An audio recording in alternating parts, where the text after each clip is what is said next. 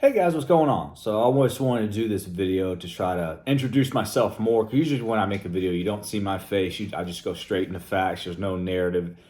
I can't tell you how entertaining it may be, the viewer retention, but thank you for the amount of people that have subscribed so far. I'm used to having like 25 people in a classroom because I teach U.S. history right now. And so having a lot of people in the, like having, well, I think I have 400, 300 subscribers. That's a pretty big classroom. But like I wanted to get bigger because a lot of what I have online are actual factual documents with links for Pocahontas, Robert Bowling, early Virginia families. And a lot of people don't know how to find them, so they have to hire a genealogist or they can't afford it. But I found a lot of this stuff on Family Search. So the more people that know about this channel and know about these documents, they can find it and we can get actual true descendants of Pocahontas. And plus, it just helps people learn genealogy in general, which a lot of people need help with. I've only been doing genealogy for about 3.5 years now. I started in August 2020 during when COVID first started and really got into genealogy. Before then, I didn't care about genealogy at all, just whatsoever. Mainly because I didn't know how to do it. I was like, okay, I watched Ancestry one time. I was like, okay, so you're telling me I need a professor and some other team of people. I don't know how to contact them, what their email is. I don't have that kind of money. So I'm just going to say I don't know how to do this. I thought you could just Google some of this stuff. No, you actually need primary sources.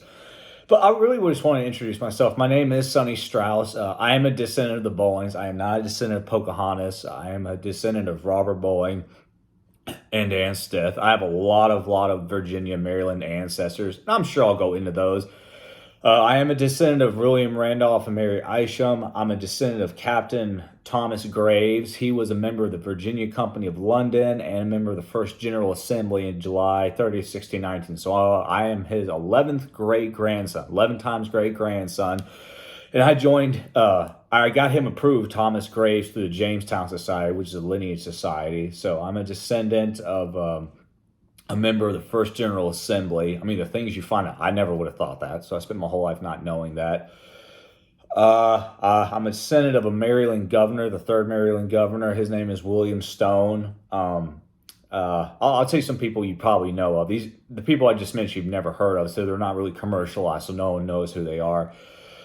Let's see, there's Thomas Jefferson. I'm related to him. I'm not a descendant of his, but he is my first cousin 6 times removed through his mom. His mom is my 5 times great aunt. As soon as you say that, people go, oh, really? That's cool. Because he's so commercialized. We know him so well through, stories, word of mouth, that kind of thing. And he's closer to, he's during Revolutionary time and a founding father, so we know his name. It's the Burgesses and the people, or the Englishmen who came in 1607, 1608, 1609, those times that no one knows the name of. And even though that's when really the genesis of colonial America started, which is to me more fascinating because you always hear about the framers all the time, but you're not told about like what really began and what really started those stories, which are more interesting to me. And that's why I love genealogy. I love bringing history to life because they're real documents. These are real people. I don't want them to be just characters in our mind. We go, I wonder how he looked or something.